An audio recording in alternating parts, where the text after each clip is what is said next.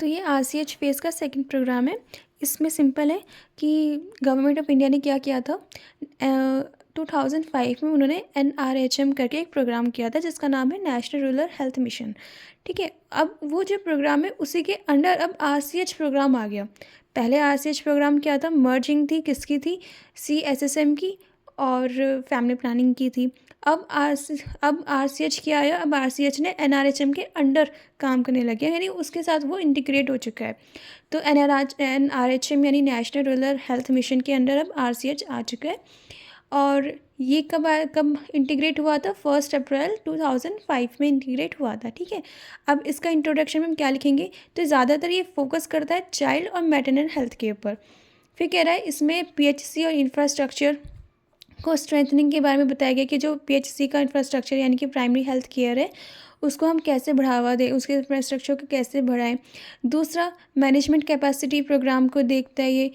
फिर कह रहा है कि establishment of patient welfare at health centre. ठीक है, हेल्थ सेंटर में इस्टेब्लिश करता है पेशेंट के वेलफेयर को। फिर कोई भी इमरजेंसी आनी पड़े तो ट्रांसपोर्ट सर्विसेज ये प्रोवाइड करवाता है। तो ये सब इंट्रोडक्शन के अंदर आ गया आरसीएच फेज सेकंड में। फिर हम बात करते हैं एनआरएचएम की। तो एनआरएचएम मतलब जब उन्होंने 2005 में पहले ही आ चुका था एनआरएचएम, तो वो एक्चुअल में क्या करता था, उसका काम क्या था, तो वो बता रहा है कि वो ना हेल्थ और सैनिटाइजेशन रूरल पॉपुलेशन की को देखता था। तो उसका जो मेन काम था वो रूरल पॉपुलेशन के लिए था, तभी तो नेशनल रूरल हेल्थ मिशन के बारे में इसको दिया गया नाम। तो यानी कि जो रूरल पॉपुलेशन है उनकी हेल्थ और उनके सैनिटाइजेशन को वो देखता था। तो उसके लिए वो उन्होंने आशा वर्कर्स को भी मोर देन 9 लाख आशा वर्कर्स वहाँ पे उन्होंने एक्टिवेट किए थे। तो आशा का मतलब क्या होता है, एक्रीडेटेड सोशल हेल्थ एक्टिविटिस्ट।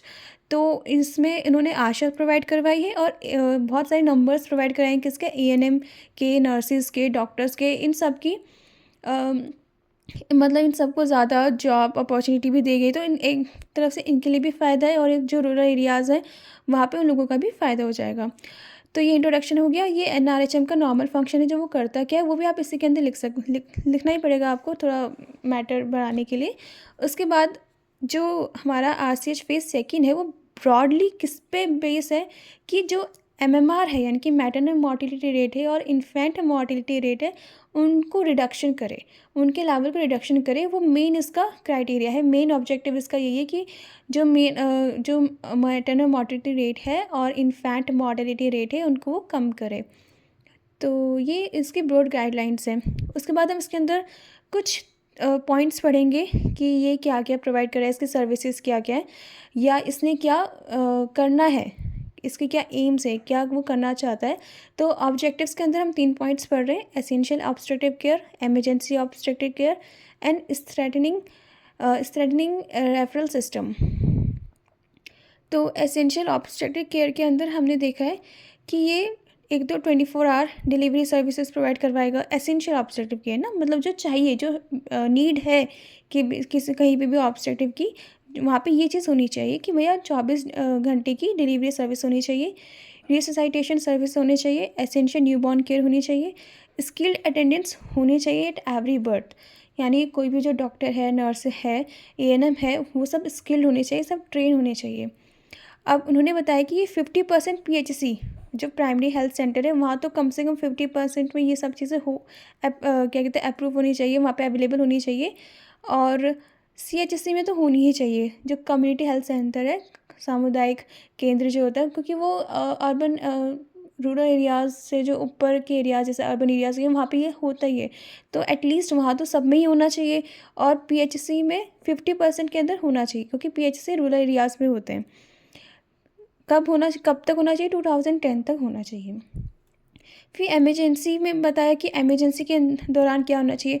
तो सबसे पहली चीज़ इमरजेंसी में उन्होंने बताया कि फर्स्ट रेफर यूनिट्स, यानी कि अगर रूरल एरियाज़ में कोई पेशेंट आ रहा है और वो इमरजेंसी का पेशेंट है, इमरजेंसी का मदर है, तो वो उसको पहले ही आप रेफर सिस्टम वहाँ पे होना चाहिए कि आप उनको रेफ़र कर दो। तो ऑपरेशनलाइजिंग FRU यानी कि फर्स्ट रेफर यूनिट्स, तो उसी को आप ऑपरेशनलाइज करो कि सबसे पहले ही आप उनको रेफर सिस्टम के थ्रू आप भेज दो आगे। दूसरा, अब FRU में क्या होना चाहिए, तो सी सेक्शन के लिए वहाँ पे उपलब्धि होनी चाहिए। इट मीन्स कि वहाँ पे कोई भी अगर सर्जिकल इंटरवेंशन करवाना है तो वहाँ पे वो चीज़ प्रोवाइड होनी चाहिए। फिर ब्लड स्टोरेज सर्विस होना चाहिए, ट्रीटमेंट होना चाहिए वहाँ पे आरसीएच या एसटीडी का, एमटीपी बिल्कुल सेफ़ होनी चाहिए वहाँ पे अबॉर्शन के लिए।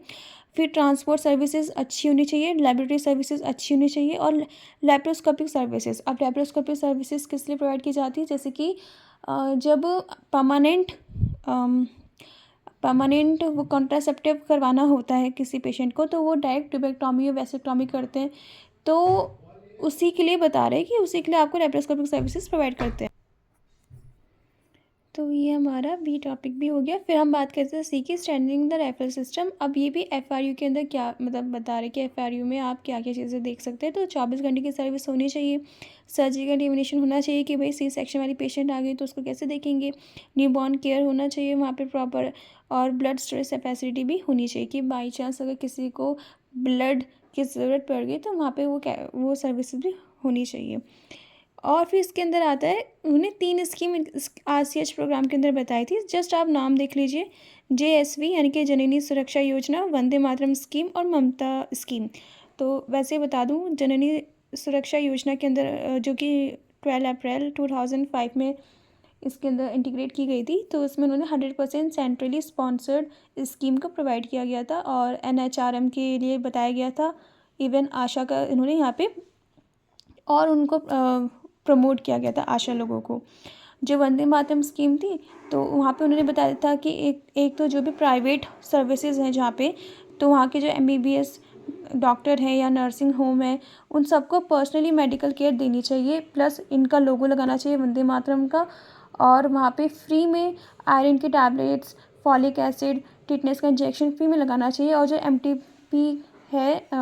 एमटीपी है उसको प्रमोट करना चाहिए। और जो ममता स्कीम बताई है, तो ममता स्कीम में उन्होंने बताया है कि वहाँ पे उन्होंने जो तो उन्होंने क्या कहते हैं, ममता स्कीम के अंदर इन्होंने ये बताया है कि जो पार्टनरशिप करेंगे, जैसे कि कोई भी जो